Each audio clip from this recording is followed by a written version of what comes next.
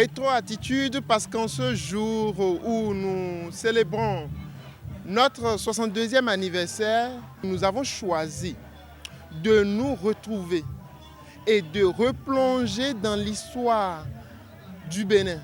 Mais pas une histoire politique, mais une histoire culturelle, une histoire de mode, une histoire de festivité, une histoire de joie. Ce que j'ai vu et qui est un peu à corriger par rapport à ce qui était là, c'est que le Birguera d'avant, il a une cicatrice. Mais ici, j'ai vu que la cicatrice n'est pas. Bon, c'est une doléance parce que celui qui l'a fait ou bien ceux qui l'ont fait, s'ils peuvent rectifier un peu, mettre la cicatrice à ce Birguera là, vraiment, ce serait bon.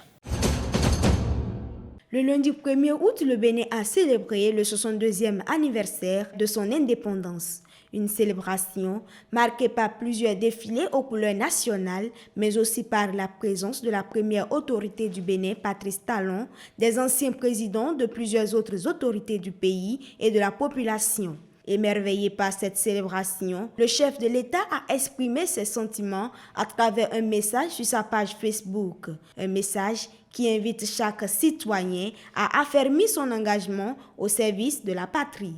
Désormais, le commissaire principal de police Roger Tawes assure les premiers rôles de la direction de l'immigration et de l'immigration. Il a été nommé mercredi 3 août par une décision signée par le directeur général de la police républicaine, l'inspecteur général de police de 2e classe Soumaïla Yaya. Roger Tawes devrait donc prendre service ce mercredi 5 août selon la note. Pendant ce temps, hors de nos frontières, une organisation peul malienne, à travers un communiqué ce mercredi, a fait part de son inquiétude. Elle y condamne d'abord toutes les attaques ayant frappé l'armée malienne qui ont été nombreuses ces dernières semaines et dit prier pour les victimes militaires et civiles. Burkina Faso, une trentaine d'associations de la société civile et des partis politiques unissent leurs forces pour faire face aux différents changements de régime. Regroupés au sein d'une organisation dénommée Front Patriotique lancée officiellement jeudi 4 août, ses membres ont pris l'engagement, à travers la signature d'une charte, de préserver et renforcer les acquis, les libertés individuelles et collectives. Pour finir, le journaliste japonais arrêté en Birmanie a été inculpé pour avoir encouragé la dissidence contre l'armée au pouvoir et enfreint la loi sur l'immigration, a annoncé jeudi la junte militaire.